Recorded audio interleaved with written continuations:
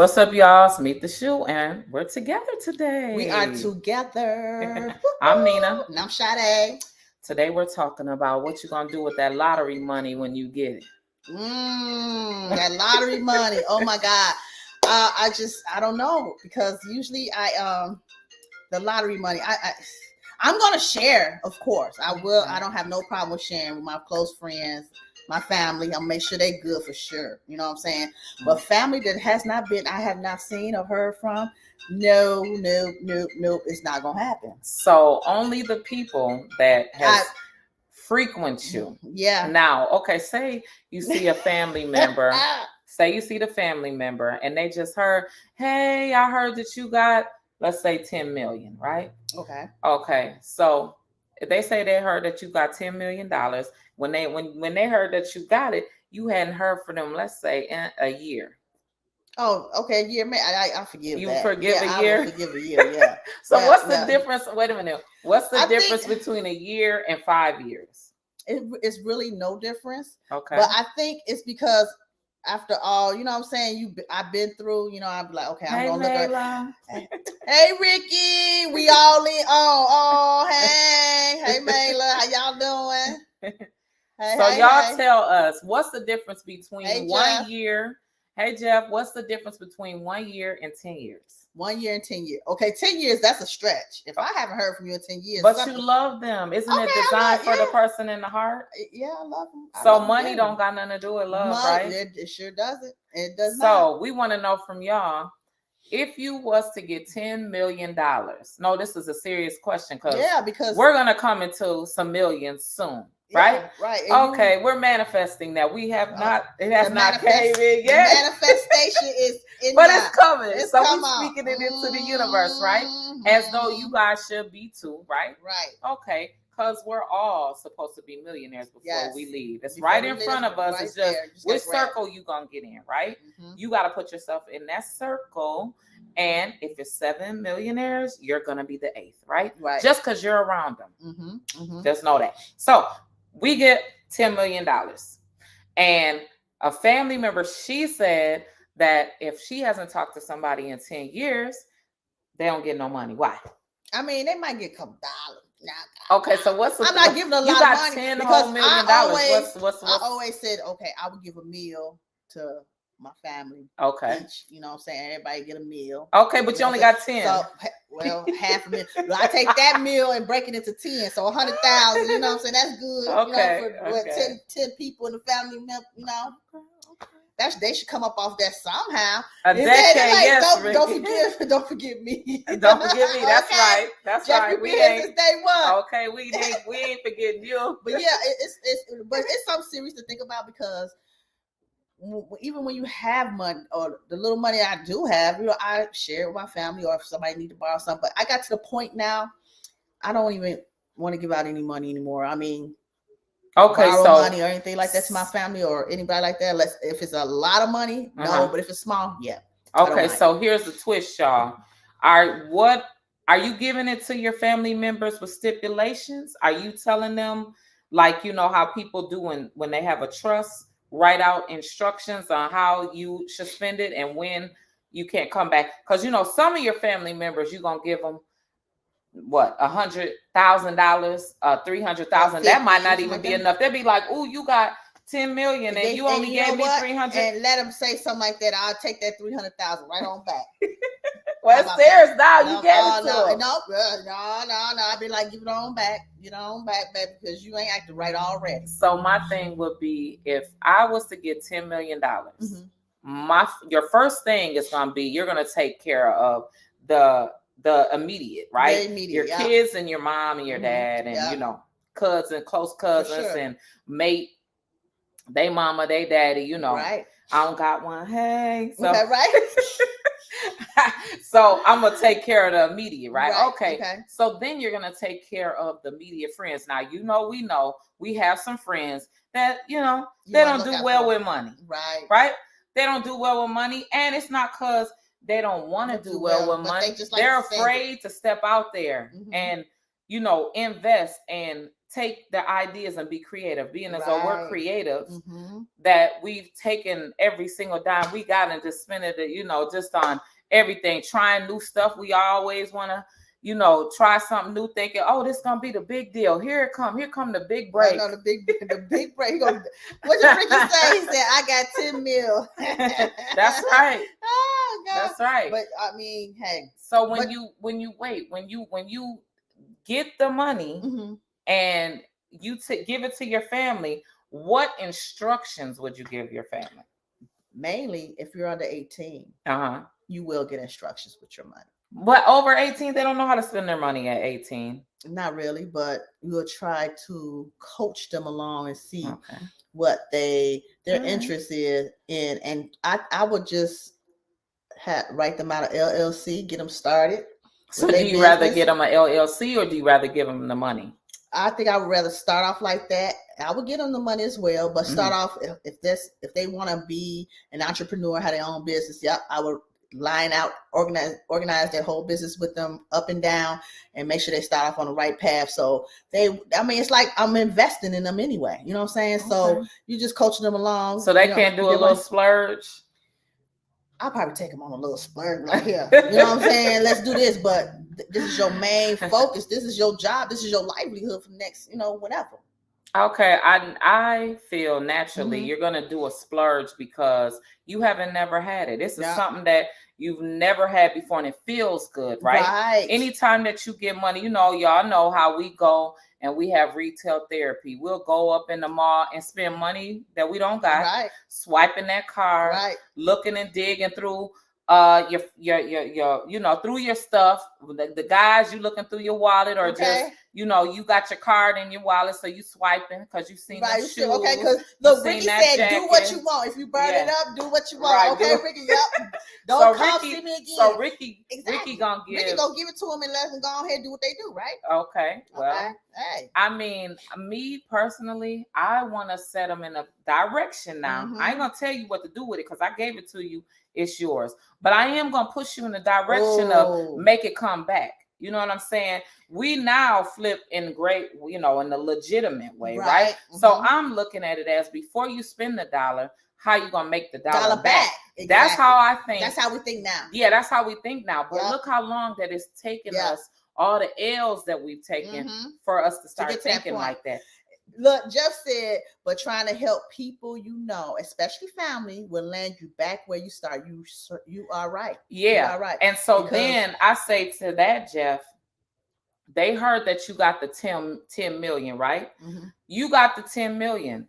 It's yours. You really could take the 10 million, go over on the other side of the country and not deal with nobody. Oh, sure. What they gonna do? Nothing. They can't touch you. You got enough money to buy security.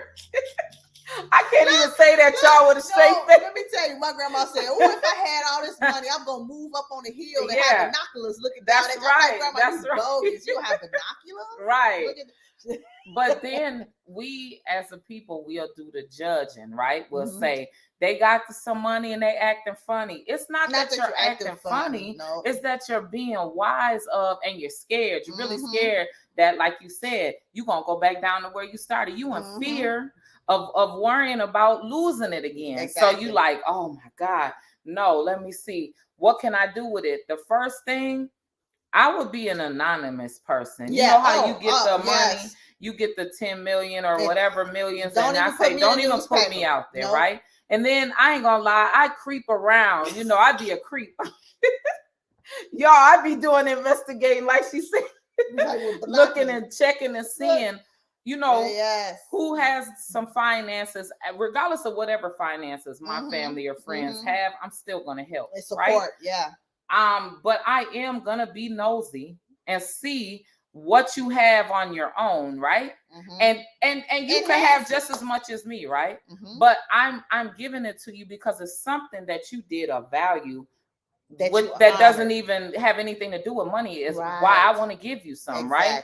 And majority of the people that you give the money to, it never has anything to do with a dollar amount, right? It's always a good deed, or they considered you when you least expected, or you were feeling bad and you needed them to talk to, and they got that secret about they know a secret and they didn't tell a secret. Or they came and gave you really valuable information, and when they brought that valuable information to you, we sealed the deal, right? It never released off the lips. So majority of the time when you dealing with somebody, it's always, when you give it to somebody, it's always has to do with what they didn't do. Right.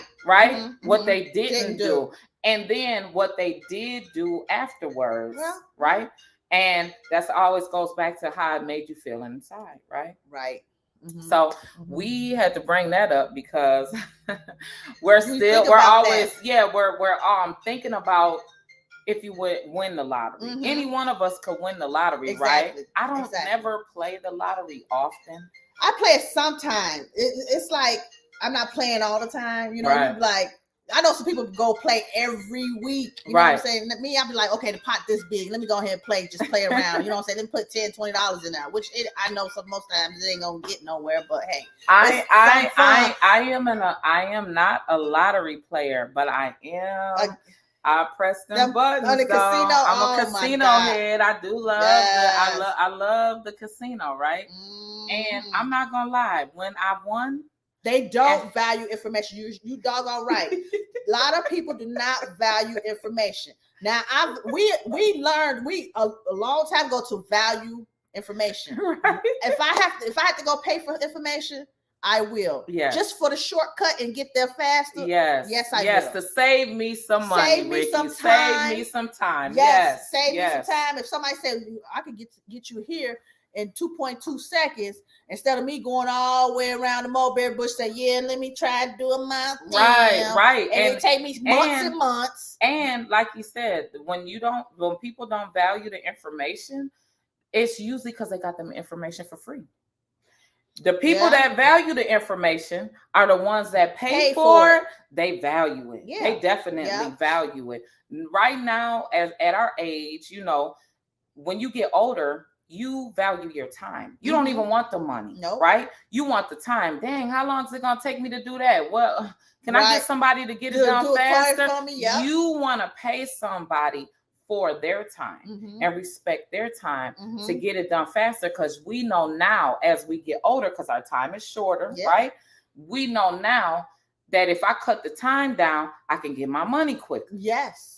I get my money, real quick. Another thing that we looked at as well about when people dream all the time, I gotta do. You only think about the lottery when you're in a bad situation. Okay. You only think about the lottery when you're in a bad situation. In my situation, y'all, when I think about the casino, I constantly tell myself I can't go if I don't have at least $300. It's gone anyway.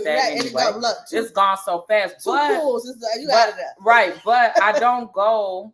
I go with $300, and hey, I went with a hefty amount after that, but I at least have to have $300 because I'm gonna try at least 30 to 40 machines because I'm just using a little bit of money to get around the whole casino. So one of them's gonna be, one of them's gonna hit.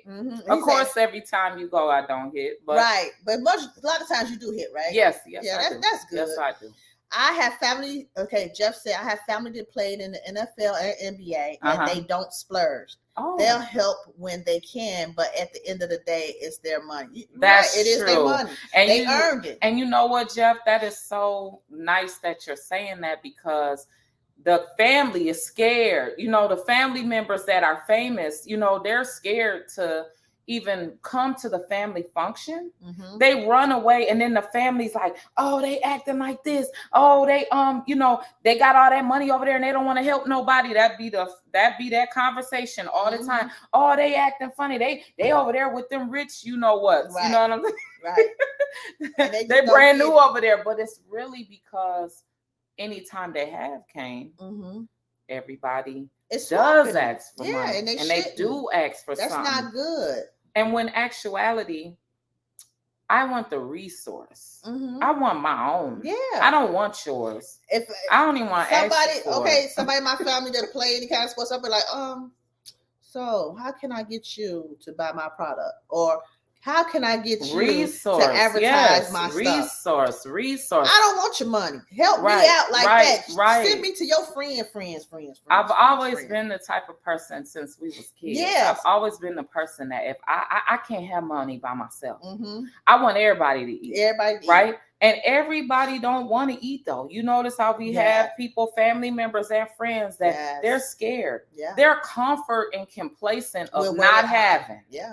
They're comfort and complacent of struggling because they think that if they step over in another, arena, that they're either thinking somebody's gonna rob them. They're not comfortable with even going over there, even meeting new people. A lot of times when you get in a new tax bracket, you're in a bigger network and you're dealing with different people to where the people that you grew up with, you don't even see them anymore. No. But just think of this, y'all. In the last 10 years, the friends that you was hanging with or was around 10 years ago and family members, are you still around them and dealing with them now? That's a question that everybody got to ask. And I seen Will Smith say this, and I've always see it a lot more after he said it. The most important people is the 5 to 10 people that's in your call log, right? So those really are the ones at the time of you getting a large sum of money and you want to bless somebody else. Those are the ones that you bless first, especially when you around them a lot. Yeah. And then when I look back at everybody that I've been around, I'm like, okay, it's been 20-30 years. Yeah. Tink. Everybody's been a 20-30 years constant. Right. Although we might not talk to each other for a month or maybe 2. It's like we talk to each other every day. You know what I'm saying? Yeah. It comes back. That you get the social media cheat. Right. Yeah, you cheat on social media. You get the social media cheat because we all look to social media to say, when we think about our loved one or our friend, we'll go down their timeline and see if they've been, when were they last active? Right. Right. And when you see that person was last active and you're thinking like, if the person is heavy on your mind, you'd be like, well, dang, I haven't seen them on the media saying anything. I ain't seen them on nothing, because we have 3, 4, that different we use now, right? So when you see that they've been active on there, you don't trip. Right. You make sure okay. But if you haven't, you'll ask somebody else. Like say you ever been mad at somebody in your family or friend, and but you still love them though, right? Even if you're mad at them, you will say, if sneak and peek, I always say, right? You'll sneak and peek through the media, check and see if they've been on there talking or whatever. If not, you'll ask somebody else. So when's the last time you talked to what you ain't seen? You know what I'm saying? Right. So when you're doing that, the media gives you an opportunity to cheat. But I prefer old school. Yeah. Call me. Yeah.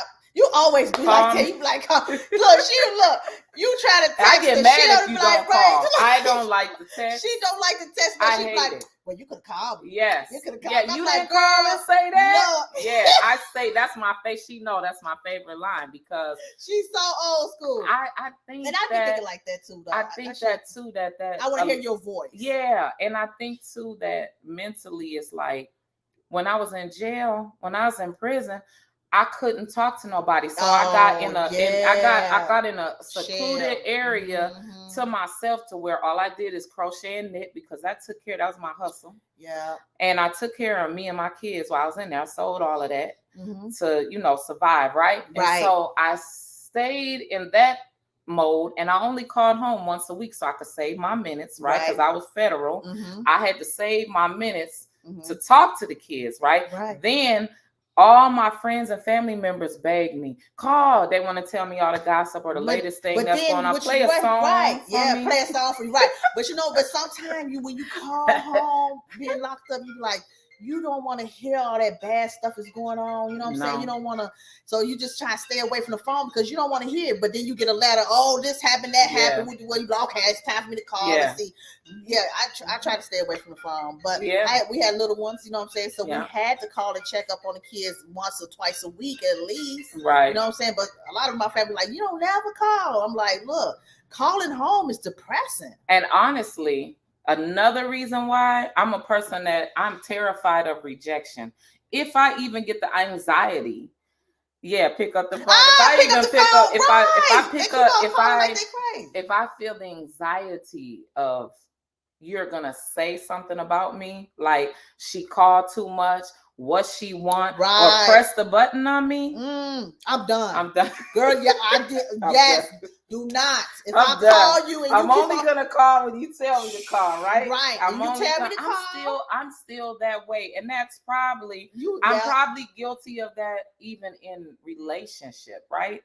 I'm not. If I feel any bit of rejection, I'm done. Or conversation about I'm the same way. Call me, forget the text. And I hate it, Jeff. I hate it. Okay. If I get any increment that in a relationship that you are playing a game, you will never hear from me. You'll never hear from me because, and everybody has pet peeves and things that they have in their situation. But when you want something, especially you men out there, when y'all want somebody, you show them that you want them. It ain't no question. I don't know no man that a man will go above, past, and beyond. When they want you, they come. They break their neck. They come. They're gonna be so nice and sweet. And it ain't all the time. I'm not talking about with spending money on you and all of that. I'm talking about the attention, the affection, right? It's just gonna happen. So look, we done went all in the relationship. Okay, right. We've been in relationships. We done started with money in the relationship. That's okay. Money end up either bring relationships together or several. Yes. It depends on how you treat the money. How as in you're being married. How would you do that? Do you give your husband the $5 million and you take $5 million, so he do his side, you do your side? How does that work? Like in a relationship? Girl, look, I don't know that. Look, I don't put her on front street. Girl, look, I be like, look, I've always been an accountant in the family, right? So when he worked a job, he give me the money, and then he'll be like, okay, give me a certain amount, so for the week or stuff like that. But okay, whatever. Okay. And we kind of entrepreneurs now, so he'll pay his own bills, but I have to help him still. But right, and usually that's how it goes. Men, they prefer for the women to handle the business as far as the house goes, right? And so because they know no matter what, you're not going to let anything get cut off. I'm not going to let the ship sink. This ship not going to sink. Yes, spending the time. Yes, you're going to make sure that everything in the house is good. The thing about with money, why everybody's like, oh, money is the root to all evil. It's only an evil. It's only evil if you allow it to be. Right, exactly. We have to have money to even operate. Yeah, right. In order for the world to operate and even run, you got to have some money, right? And so I don't believe that money, as this is now as we get older, I don't believe that you have to have money in order to love, right? No. But you know what? Some people say you have to have money to love too. I remember my mother used to make this statement, right? She'd be like, marry, what she said, marry for finances. Yes. Love is later. Yeah. I'm like, what? Yeah. She's like, you better marry somebody that's got a good credit score and got money already. Yeah. Finance is the future, right? Finance is the future. It's the only way for you to make it in the future is to have finances, right? He said, nah, it's one pot we can spend, both spend. Be responsible. Yeah, you're right. That's you have very to be responsible. True. Yeah. But it's hard though, Ricky, for you to be responsible if it's one pot, honestly, because usually a woman, just gonna be real, you put your money in a pot, I put my money in a pot, especially if your money is bigger than my money. I'm just be real. I'm be Amazon. Girl, Amazon crazy. Amazon. I'm going to be swiping and I ain't got no bin. I got responsibilities. Now I'm not going to go and spend and play in the mall or anything or online when I know that we have car note and house and bills to pay, right? But if it's a teensy bit over, and we ain't at the time, we done already put our saving up. A lot of times, relationships, you have that one check, right? You have that one crunch that you get together and you be like, oh, what can we do with this? Right. I know what we could do. Right. Go shopping or on vacation. I know what we could do. Right. I know what we could do with this. So definitely, the point of this conversation was when we get our millions, what we're gonna do with it. Right now, we thinking lottery, right? We gonna hit at something, and we haven't played. No. We haven't played, but we're manifesting that we're gonna come into some big millions. Hopefully, it might not be the lottery though. It might be something else. It might be this podcast. We never know. You know what I'm saying? It could be whatever it is. But when it comes, we want to share with y'all. Yes. Thank you guys for listening to us. Hey, thanks for tuning in. See y'all. See y'all Friday. See y'all Friday. Oh my God.